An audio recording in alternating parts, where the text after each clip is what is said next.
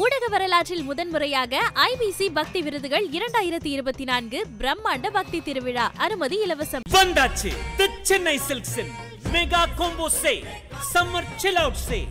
இசைஞானி இளையராஜா இசையில் யோகி பாபு மற்றும் பூமிகா நடிப்பில் உருவாக்கியுள்ள த்ரில்லர் திரைப்படம் ஸ்கூல் மே 23 முதல் திரையரங்குகளில். ஐபிசி தமிழ் நேயர்களுக்கு வணக்கம். 2026 சட்டமன்ற தேர்தல் வெற்றிக்காக திமுக 8 மண்டலங்களாக பிரிக்கப்பட்டு தேர்தல் பொறுப்பாளர்களை நியமிச்சிருக்காங்க. ஒவ்வொரு மண்டலத்தில் இருக்கக்கூடிய சாதக பாதகங்களை பற்றி பேசி வருகிறோம். அந்த வகையில் இன்றைக்கு திமுகவுடைய துணை பொதுச் செயலாளர் கனிமொழி கருணாநிதி அவங்களுக்கு கொடுக்கப்பட்டிருக்க அந்த தெற்கு மண்டலத்தை பற்றி பேசுகிறோம். ஸோ அதை பற்றி பேசுறதுக்காக ஐபிசி தமிழுடைய அரசியல் நிர்வாக பிரிவு ஆசிரியர் ஜெயலலிதா முருகன் இருக்கிறார். வணக்கம். வணக்கம் பிரபு. கனிமொழி கருணாநிதி ஸோ அவங்களுக்கு தெற்கு மண்டலத்தில் தூத்துக்குடி, திருநெல்வேலி, தென்காசி, கன்னியாகுமரி இந்த மாவட்டங்கள் கொடுத்துருக்காங்க. மொத்தம் 22 தொகுதிகள் இருக்குது. சொல்லுங்கள், திமுகவுக்கு எப்படி இருக்க போகுது வெற்றி வாய்ப்பு? இவங்க மண்டல பொறுப்பாளர்கள் நியமிக்க போகிறாங்க அப்படின்னு சொல்லிட்டு ஃபஸ்ட்டு ஒரு ஸ்பெகுலேஷன்ஸ் வந்தது இல்லையா, இவங்கெல்லாம் நியமிக்கப்பட போகிறாங்க. அதில் ஒருத்தருக்கு முன்னாடி சொல்லப்பட்டதுக்கும் அறிவிப்பு வந்ததுக்கு அறிவிப்பு அஃபிஷியலாக வரல, பட் அவங்க வேலையை தொடங்க சொன்னதுக்கும் இடையில தொகுதிகள் மாற்றப்படவே இல்லை. முன்னாடி சொன்னது இப்போ சேமாக இருக்கிறது இவங்களுக்கு மட்டும்தான். இவங்களுக்கு ஒதுக்கப்பட்டிருக்கிறது டீப் சவுத் கொடுத்துருக்குறாங்க. பழைய ஒருங்கிணைந்த திருநெல்வேலி மாவட்டமும் கன்னியாகுமரி மாவட்டமும் சேர்த்து இவங்களுக்கு கொடுக்கப்பட்டிருக்கு. இதில் மொத்தம் இப்போ இருக்கிற 22 தொகுதியில் திமுக கூட்டணி 15 தொகுதிகளை வச்சிருக்கிறாங்க. இதில் நம்ம ஒவ்வொரு மாவட்டமாக பிரித்து பார்த்தோம் அப்படின்னா கொஞ்சம் கிளியராக இருக்குன்னு நினைக்கிறேன். முதல்ல தூத்துக்குடி மாவட்டத்தை எடுத்துக்கிட்டோம் அப்படின்னா 6 சட்டப்பேரவை தொகுதிகள் இருக்குது. அதில் 4 திமுக வசமும் 1 காங்கிரஸ் வசமும் 1 அதிமுக வசமும் இருக்குது. இதில் அந்த அதிமுக வசம் இருக்கிற ஒரு தொகுதி முன்னாள் அமைச்சர் கடம்பூர் ராஜு வெற்றி பெற்ற கோவில்பட்டி தொகுதியாக இருக்குது. இந்த திமுக வசம் இருக்கிற 4 தொகுதிகளில் ஒட்டப்பிடாரம், விளாத்திகுளம் இந்த 2 தொகுதியும் திமுகவுக்கு வழக்கமாக சாதகமாக இல்லாத தொகுதிகள் தான். 2021 அதிமுகவிலிருந்து திமுக இணைஞ்ச மார்க்கண்டேயனுக்கு சீட்டு கொடுத்து தான் திமுக அந்த தொகுதியில் வெற்றி பெறாங்க. அதுக்கு பிறகு தூத்துக்குடி மாவட்டத்தில் டிஎம்கே ஒரு லீடு எடுக்கிறதுக்கு முக்கியமான காரணமாக கனிமொழியே இருந்தாங்க. 2019 கனிமொழி அங்கே மக்களவைத் தேர்தலில் போட்டியிட்டதுக்கு பிறகு திமுகவுக்கு ஒரு எட்ஜ் கிடைக்க ஆரம்பிச்சது. கனிமொழி மாநில அளவில் பொறுப்பில் இருக்கிறவங்க அப்படின்றதுனால அது கொஞ்சம் அதிகம் வெளிச்சம் பெற ஒரு பகுதியாக தூத்துக்குடி தொகுதி மாற்றப்படும். தூத்துக்குடி மாவட்டம் முழுமைக்குமே அது எதிரொலிக்க ஆரம்பிச்சது. 2019 மக்களவைத் தேர்தலுக்கு பிறகு அங்கே ஒட்டப்பிடாரம் சட்டப்பேரவை தொகுதிக்கான இடைத்தேர்தல் நடந்தது. அதில் தான் திமுக வெற்றி பெற்றிருந்தாங்க. அது நீண்ட நாட்களுக்கு பிறகு அங்கே திமுக கிடைச்ச ஒரு வெற்றியாக இருந்தது. அதே மாதிரி ஒரு கூட்டணி கட்சிக்கே ஒதுக்கப்பட்டுக்கிட்டு இருந்த ஒரு தொகுதியில் திமுகவை நேரடியாக போட்டியிட்டு வெற்றி பெற்றது அது கட்சிக்காரங்களுக்கே ஒரு உத்வேகத்தை கொடுக்குற மாதிரி இருந்தது. அந்த வெற்றி 2021 சட்டப்பேரவை தேர்தலையும் தொடங்குச்சு. இதை தாண்டி இந்த மாவட்டத்தில் இருக்கிற அது சாதகம்னு சொல்லலாம், பாதகம்னு சொல்லலாம். அது என்னன்னா, தூத்துக்குடி, திருச்செந்தூர் இந்த 2 தொகுதியிலையுமே இப்போ அமைச்சர்கள் இருக்கிறாங்க. தூத்துக்குடி தொகுதியில் வெற்றி பெற்ற கீதா ஜீவனும் அமைச்சராக இருக்கிறாங்க.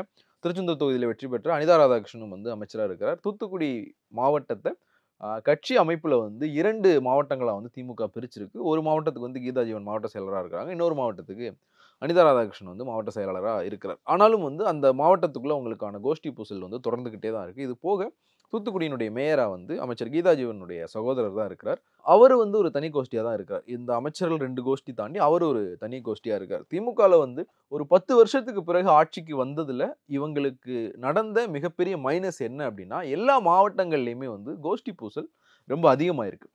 அந்த மாவட்டத்தில் அமைச்சர் இருக்கிறார், மாவட்ட செயலாளர் வேற ஒருத்தராக இருந்தாருன்னா 2 கோஷ்டி இருக்குது. இல்லை 2 அமைச்சர்கள் இருக்கிறாங்க ஒரே மாவட்டத்தில், அதுவும் 2 கோஷ்டிகளாக இருக்குது. இல்லை பொட்டன்ஷியல் மினிஸ்டர்ஸ் இருக்கிறாங்க, இவங்க அமைச்சர் பதவிக்கு தகுதியான ஆட்கள், சீனியர்ஸ், ஆனால் அவங்களுக்கு அமைச்சர் பதவி கொடுக்கப்படலை அப்படின்னு பார்த்தோம்னா திமுகவில் நம்ம ஒரு 10-15 எம்எல்ஏக்கள் வகைப்படுத்த முடியும்.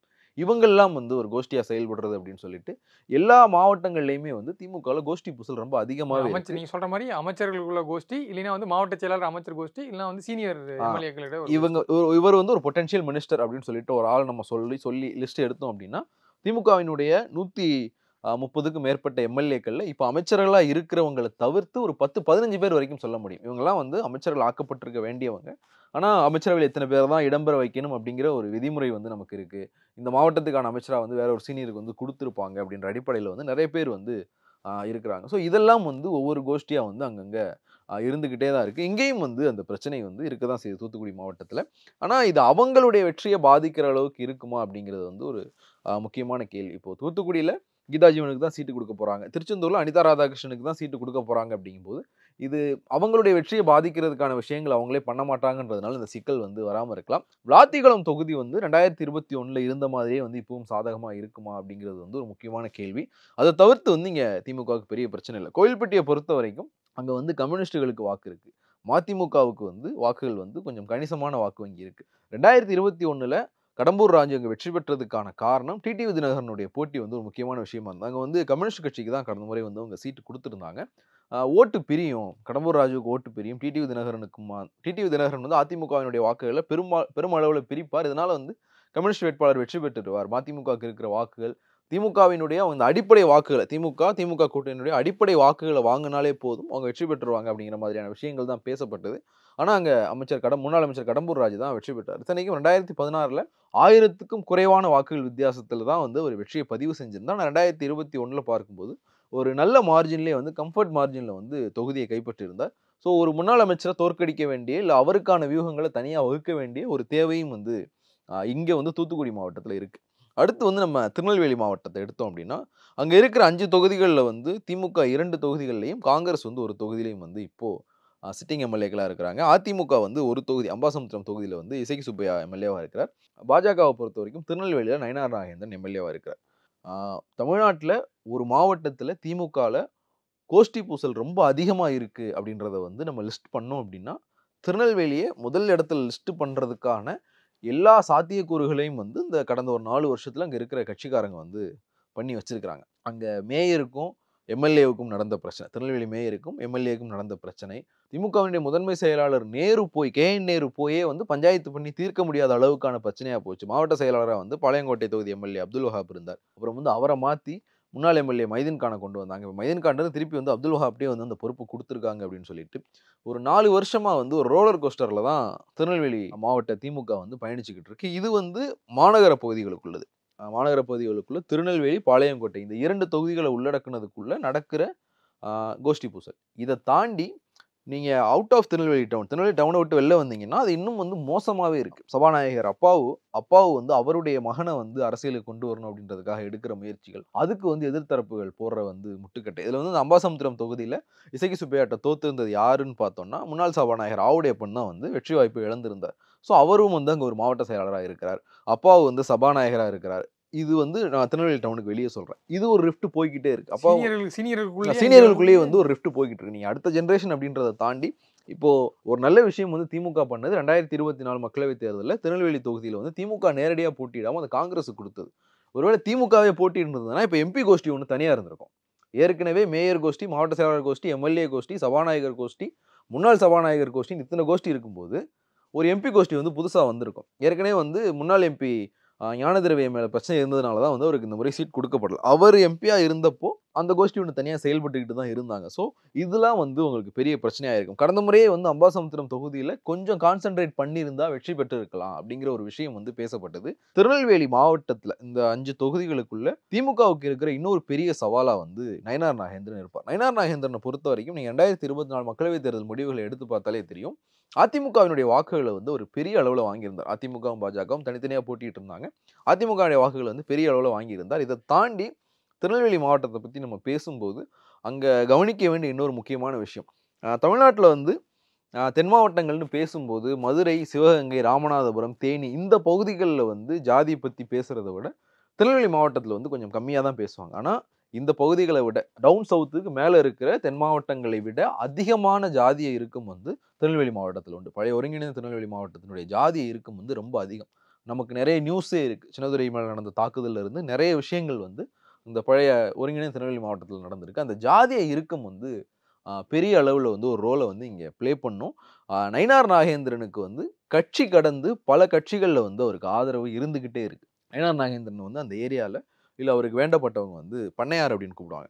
ஸோ பண்ணையாருக்கு தான் ஓட்டு போவோம். 2024 மக்களவைத் தேர்தலில் திருநெல்வேலி தொகுதியில் வந்து இர்ரெஸ்பெக்டிவ் ஆஃப் பார்ட்டிஸ் பல கட்சிக்காரங்க சொன்னதை வந்து கேட்க முடிஞ்சுது. அவர் எந்த கட்சியில் வேணா இருக்கலாம், பட் அவர் எங்கள் பண்ணையார் தான், அவருக்கு நாங்கள் ஓட்டு போடுவோம், இல்லை அவருக்கு நாங்கள் வேலை பார்ப்போம் அப்படின்னு சொல்லிட்டு அதிமுக காரங்களே அவருக்கு வேலை பார்த்த விஷயமும் நடந்தது. ஸோ இப்போ வந்து ஒரு கூட்டணியில் இருக்கிறாங்க. பாஜகவினுடைய புதிய மாநில தலைவராகவும் பொறுப்பேற்றிருக்கார். அப்படின்றதுனால இந்த ஒரு தொகுதி அதை தாண்டி அதிமுகவுக்கான வாக்குகளை வந்து அவர் எப்படி கொண்டு வந்து சேர்க்க போறார். ஏன்னா பாஜக காரங்களே நயினார் நாகேந்திரன் மேல வைக்கிற ஒரு முக்கியமான குற்றச்சாட்டு, இவர் இன்னும் வந்து ஒரு அதிமுக காரராகவே செயல்பட்டுக்கிட்டு இருக்கார். 2001-2006 அதிமுக ஆட்சி காலகட்டத்தில் அமைச்சராக இருந்தவர், பல முக்கிய துறைகளை கையில வச்சிருந்தவர். அதிமுகவினுடைய அரசியல் வந்து அந்த அதிமுக மாடல் அரசியல் வந்து நல்லா பண்ணக்கூடிய ஆட்கள் ஒருத்தர் ஒரு அதிமுக காரராகவே செயல்படுறாரு. எடப்பாடி பழனிசாமியுமே என்ன மூடில் இருக்கார் அப்படின்னா, தென் மாவட்டங்களில் நமக்கு வாக்குகள் வந்து பெரிய அளவில் வர்றதில்லை. அதிமுகவுடைய பாரம்பரிய வாக்குகளை இழந்துட்டோம். இதெல்லாம் வந்து நம்ம நயினார் நாகேந்திரனை வச்சு சரி பண்ணிடலாம் அப்படிங்கிற ஒரு ஐடியாவில் வந்து எடப்பாடி பழனிசாமி இருக்கிறார். இது ஒரு லாங் டேர்மில் அதிமுகவுக்கு வந்து கண்டிப்பாக பேக் ஃபயராக தான் ஆகும். 2026 சட்டப்பேரவை தேர்தல் அப்படிங்கிற இடத்துல இருந்து எடப்பாடி பழனிசாமி இந்த விஷயத்தை தான் அவர் யோசிச்சுக்கிட்டு இருக்காரு அப்படிங்கிற விஷயமும் வந்து சொல்லப்படுது. இதெல்லாம் சேர்ந்து வந்து திமுகவுக்கு பிரச்சனையை தான் கொடுக்கும். ஒரு கம்ஃபர்ட்டாக இருக்கிற இடத்துலையே உங்களுக்கு அகெயின்ஸ்டாக இவ்வளோ ஃபேக்டர் இருக்குது. திமுக திருநெல்வேலியில் ரொம்ப கம்ஃபர்ட்டாக இருக்குன்னு வச்சுக்கோமே. அவங்க வந்து இப்போ 2 தொகுதி காங்கிரஸோட சேர்த்து வந்து 3 தொகுதி அவங்க கையில் இருக்குது. ஒருவேளை வந்து திமுக க்ளீன் ஸ்வீப் பண்ணியிருந்தது 2021 5 சட்டப்பேரவை தொகுதிகளுமே திமுக கூட்டணி வசம் தான் இருந்தது அப்படின்னாலுமே அதிமுக பாஜக கூட்டணி இந்த பகுதியை சேர்ந்த ஒருத்தரே வந்து பாஜகவுக்கு மாநில தலைவராக இருக்கிறது, 5 வருஷம் ஆன்டி இன்கம்பன்சி, இங்கே இந்த மாதிரியான விஷயங்கள்லாம் சேர்த்து பார்க்கும்போது இதெல்லாம் வந்து பெருசு. கூடுதலாக காங்கிரஸ்குள்ள ஒரு கோஷ்டி காங்கிரஸ்குள்ள வந்து அது ஒன்று இருக்கும் எப்பவுமே. ஆனால் இங்கே வந்து நீங்கள் 3 தொகுதிகள் வரைக்கும் 2 தொகுதிகளை வந்து அவங்க அப்போவே வந்து கைப்பற்றி இருக்கிறாங்க. அது போக வந்து மிதமிஞ்சிய கோஷ்டி பூசல் வந்து உங்கள் கட்சிக்குள்ளே இருக்குது. அந்த பக்கம் வந்து கூட்டணி பலமாக இருக்கிறது. இந்த விஷயங்களை எல்லாம் வந்து கனிமொழி எப்படி சரி பண்ணுவாங்க? நம்ம அகைன் அண்ட் அகைன் சொல்கிறது, மக்களவை தேர்தலையும் சட்டப்பேரவை தேர்தலையும் வந்து ஒப்பிடவே முடியாது. மக்களவை தேர்தலுக்கான ஓட்டிங் பேட்டர்ன் வேறு, சட்டப்பேரவை தேர்தலுக்கான ஓட்டிங் பேட்டர்ன் வேறு. மக்களவை தேர்தலில் 6 சட்டப்பேரவை தொகுதியில் நீங்கள் ஏதாவது ஒரு இடத்துல வந்து உங்களுக்கு வாக்கு அதிகமாக கிடைக்கும் போது அந்த ஓவராலாக தொகுதியினுடைய ரிசல்ட் வந்து மாறிடும்.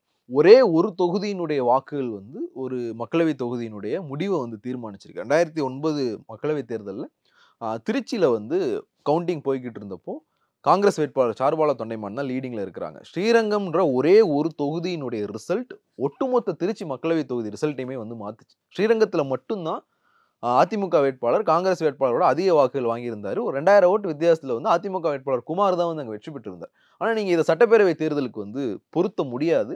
நீங்கள் ஒரு சாலிடான, ஏன்னா ஒரு 200-300 ஓட்டில் கூட முடிவுகள் மாறுற மாதிரியான விஷயங்கள் தான் வந்து சட்டப்பேரவை தேர்தலில் இருக்கும். ஸோ அந்த இடத்துல வந்து நீங்கள் மக்களவை தேர்தல் நம்ம வெற்றி பெற்றோம், திமுக காங்கிரஸ் கூட்டணி வெற்றி பெற்றது அப்படின்னா நீங்கள் மாநிலங்களவை தேர்தலுக்கு அதை எடுத்துகிட்டு வர முடியாது. இங்கே அதிமுக பாஜக கூட்டணியும் ஒரு குறிப்பிட்ட பாக்கெட்டில் வந்து அவங்களுக்கான வாக்குகள் அதிகமாக இருக்குது அப்படின்னா முடிவுகள் வந்து மாறுறதுக்கான சூழல் இருக்குது. ஸோ திமுகவினுடைய இந்த ஆட்சியெல்லாம் வந்து எப்படி கனிமொழி சரி பண்ண போகிறாங்க? ஒட்டுமொத்தமாக கோஷ்டி பூசல் அப்படின்றத தாண்டி நீங்கள் திமுகவில் திருநெல்வேலியில் இருக்கிற அந்த கோஷ்டிகளை சொன்னதை பார்த்தாலே தெரிஞ்சிருக்கும். சமூக ரீதியான பிரிவுகளும் வந்து அங்கே இருக்குது. இதையெல்லாம் எப்படி சரி பண்ணி வந்து நீங்கள் இந்த 5 தொகுதிகளுக்கான வேட்பாளர்களை வந்து தேர்ந்தெடுக்க போகிறீங்க, அவங்களை வெற்றியை நோக்கி எப்படி நகர்த்திட்டு போக போகிறீங்க அப்படிங்கிற வந்து பெரிய கேள்விகள் வந்து திருநெல்வேலி மாவட்டத்தை பொறுத்த வரைக்கும் உண்டு. தென்காசியை பொறுத்த வரைக்கும் பார்த்தோம் அப்படின்னா தென்காசியில் திமுகவுக்கு இருக்கிற ஒரு பெரிய ப்ளஸ் பாயிண்ட் வந்து மதிமுக. ஏன்னா இப்போது தென்காசியில் திமுக வசம் இருக்கிற ஒரே தொகுதி வந்து சங்கரன் கோயில் தான். ஒன்று மதிமுக கிட்ட, ஒன்று காங்கிரஸ் கிட்ட இருக்குது. அந்த சங்கரன் கோயில் தொகுதி வந்து வைகோவினுடைய சொந்த ஊர் உள்ளடக்கின தொகுதி. வாசுதேவநல்லூர் வந்து அங்கே மதிமுக கிட்ட இருக்குது. தென்காசியில் வந்து காங்கிரஸ் வேட்பாளர் வெற்றி பெற்று இருக்கிறார். இந்த மிச்சம் இருக்கிற 2 தொகுதி அதிமுக வெற்றி பெற்றது கடையநல்லூர்லையும் ஆலங்குளம் எம்எல்ஏ மனோஜ் பாண்டியன் வந்து இப்போ ஓபிஎஸ் பக்கம் இருக்கிறார். இதில் வந்து நீங்கள் ஆலங்குளம் தொகுதியுமே இப்போ கடந்த முறை திமுக கொஞ்சம் அசால்ட்டாக இருந்ததுனால வெற்றி வாய்ப்பு இழந்த தொகுதி அப்படின்னு தான் வந்து சொல்லப்பட்டது.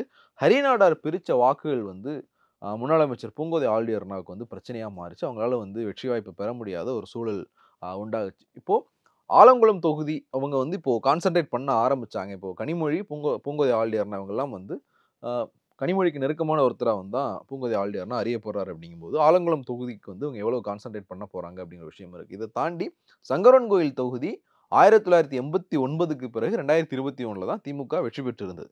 இதில் வந்து சங்கரன் கோயில் தொகுதியினுடைய வேட்பாளர் தேர்வு பற்றின அந்த சில இன்டர்னல் விஷயங்கள் வந்து 2021 வெளில வந்தது. லிஸ்ட்லேயே இல்லாத, இவருக்கு சீட்டு கொடுப்பாங்க அப்படின்னு பேசுபொருளே இல்லாத சூழலில் தான் வந்து ராஜாவுக்கு சீட் கிடைச்சது. அவர் வெற்றி பெற்று இப்போ எம்எல்ஏவாகவும் இருக்கார். இதை தாண்டி வந்து நிறைய பேர் வந்து அங்கே ட்ரை பண்ணிட்டு இருந்தாங்க.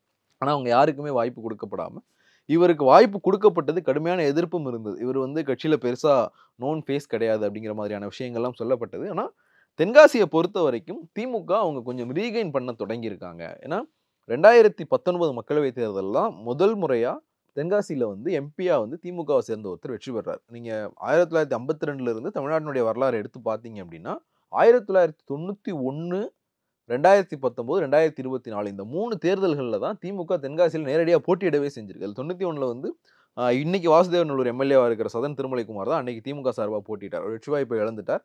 2019 தென்காசி தொகுதியை திமுக நேரடியாக எடுத்ததே வந்து ஒரு பெரிய விஷயமா பார்க்கப்பட்டது. அவங்களுக்கு வீக்கான ஒரு ஜோனையே வந்து அவங்க எடுத்து நிற்கிறாங்க அப்படின்னு. அப்போ வெற்றி பெற்றிருந்தாங்க. 2024 வெற்றி பெற்றிருந்தாங்க.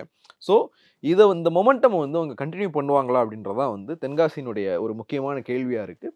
இந்த திருநெல்வேலிக்கு நம்ம சொன்ன விஷயம் வந்து இங்கேயும் பொருந்தும். இங்கேயும் வந்து ஜாதிய இறுக்கம் அதிகம், முக்குளத்தோர் சமூக வாக்குகள் வந்து ரொம்ப கணிசமாகவே வந்து இந்த பகுதிகளெல்லாம் இருக்குது.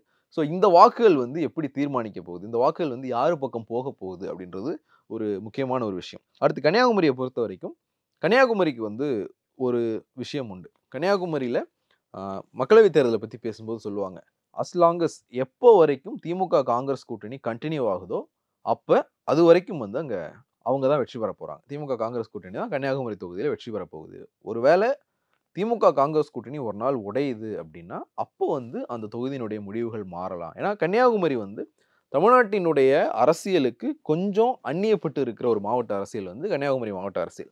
அது எப்படி இருக்குன்னா, அங்கே தேசிய கட்சிகள் தான் வந்து பெரிய அளவில் வந்து ஆதிக்கம் செலுத்துவாங்க. கலைஞரே வந்து ஒரு முறை சொல்லியிருப்பார், நெல்லை எனக்கு எல்லை, குமரி எனக்கு தொல்லை அப்படின்னு சொல்லிட்டு. ஏன்னா அங்கே வந்து தேசிய கட்சியினுடைய அரசியல் தான் பெரிய அளவில் ஈடுபடும். பார்டர் ஸ்டேட்டாக இருக்கிறதுனால கேரளாவினுடைய அரசியல் வந்து அங்கே பெரிய வந்து தாக்கத்தை வந்து ஏற்படுத்தி இருக்கும். கன்னியாகுமரியினுடைய அரசியல் எப்படி இருக்குன்னா, செக்யூலர் நான் செக்யூலர்னு சொல்லப்பட்டாலும் ஹிந்து நான் ஹிந்து பாலிடிக்ஸ் தான் இருக்குது. 80களில் நடந்த மண்டைக்காடு கலவரத்துக்கு பிறகு அங்கே ஒரு போலரைசேஷன் வந்து வெற்றிகரமாக நடத்தப்பட்டிருக்கு. நீங்கள் வந்து ஒரு மைனாரிட்டியாக இருக்கீங்க அப்படின்னா நீங்கள் திமுக காங்கிரஸ் கூட்டணிக்கு தான் வாக்களிக்கணும் அப்படிங்கிற மாதிரியான பிரச்சாரங்கள் தான் வந்து அங்கே முன்னெடுக்கப்பட்டுக்கிட்டு இருக்கு.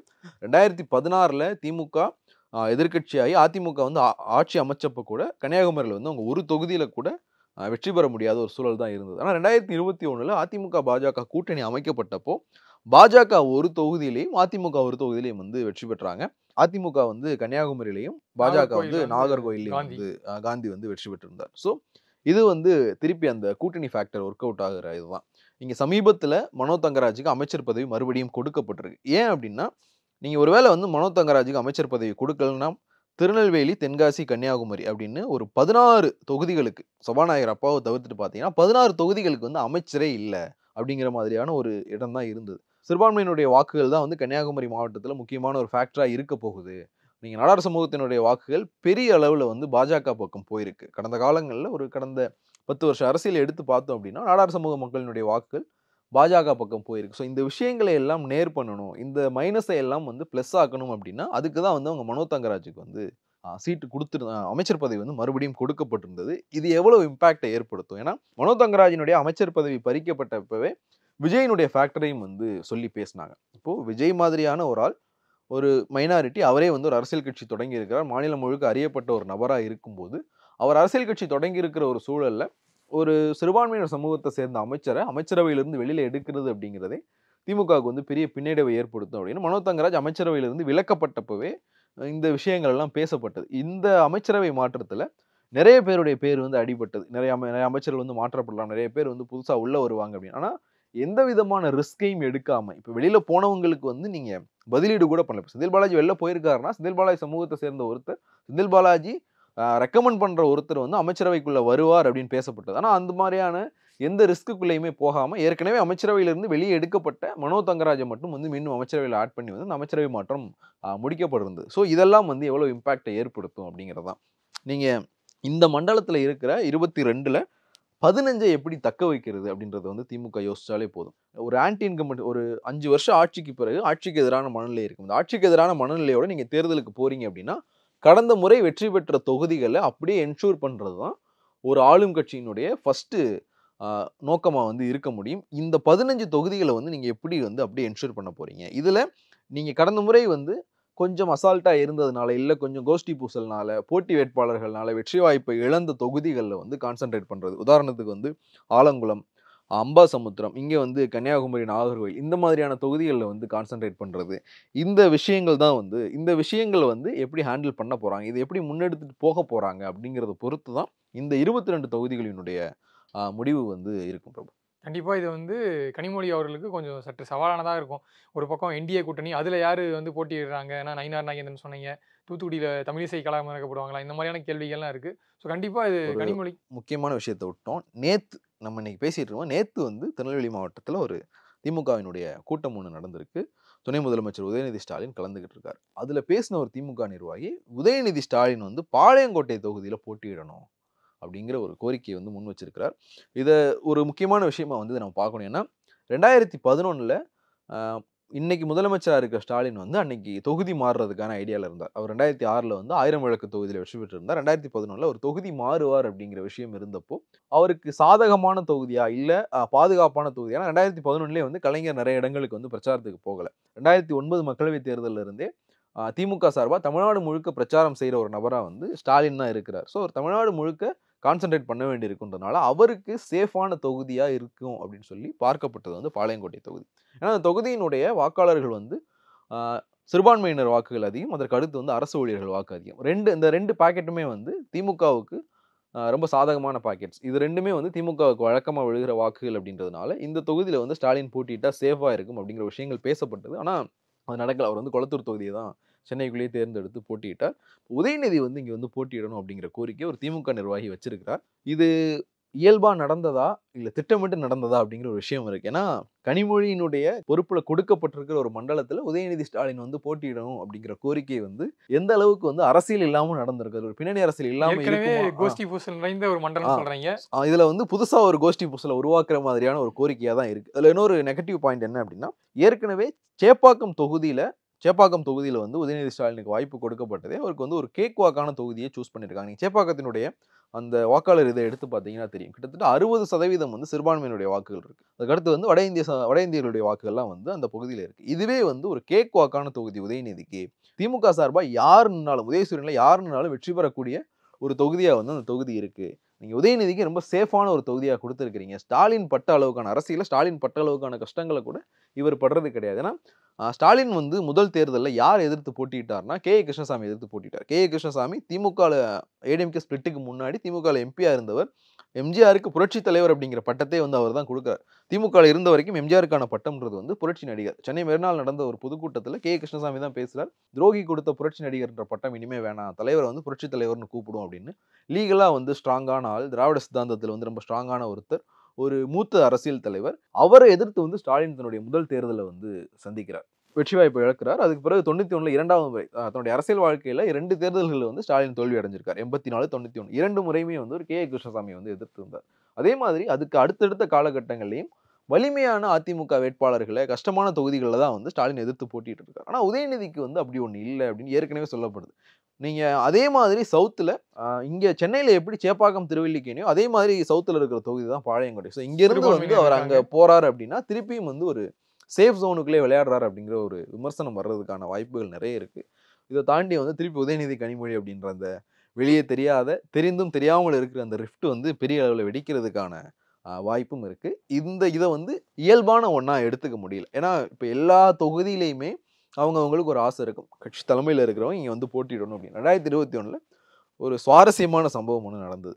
இப்போ அதிமுகவில் இருக்கிற முன்னாள் எம்எல்ஏ சரவணன் வந்து திமுகவில் சீட்டு கேட்டு விருப்ப மனு தாக்கல் பண்ணார். அவருக்கு மட்டும் தாக்கல் பண்ணல, மதுரையில் ஒரு தொகுதியில் உதயநிதி போட்டியிடணும் வந்து ஒரு தாக்கல் பண்ணியிருந்தார். இந்த மாதிரியான விஷயங்கள் நடக்கும். இது அந்த மாதிரி தானே எங்கள் தொகுதியில் தலைவர் வந்து போட்டியிடணும், இல்லை தலைமைக்கு அடுத்த தலைவர் அறியப்படுறோம் எங்கள் தொகுதியில் போட்டியிடணும் அப்படின்றதுக்காக மட்டும் பேசப்பட்டதா, இல்லை கனிமொழிக்கு ஏதோ ஒரு செய்தி இதில் சொல்லப்பட்டிருக்கா அப்படின்றது மட்டும்தான் முக்கியமான ஒன்று. அதுவும் வந்து இங்கே இம்பாக்டை கிரியேட் பண்ணுறதுக்கான வாய்ப்பு நிறையவே இருக்குது. கண்டிப்பாக இது வந்து கனிமொழிக்கு ஒரு சவால் நிறைந்த மண்டலமாக தான் இருக்கும்னு நினைக்கிறோம். பொறுத்திருந்து பார்க்கலாம். நேரத்திற்கு நன்றி. நன்றி ப்ரோ. ஊடக வரலாற்றில் முதன்முறையாக ஐபிசி பக்தி விருதுகள் 2024 பிரம்மாண்ட பக்தி திருவிழா. அனுமதி இலவசம். வந்தாச்சு தி சென்னை சில்க்ஸின் mega combo sale, summer chill out sale. இசைஞானி இளையராஜா இசையில் யோகி பாபு மற்றும் பூமிகா நடிப்பில் உருவாக்கியுள்ள த்ரில்லர் திரைப்படம் ஸ்கூல் மே 23 முதல் திரையரங்குகளில்.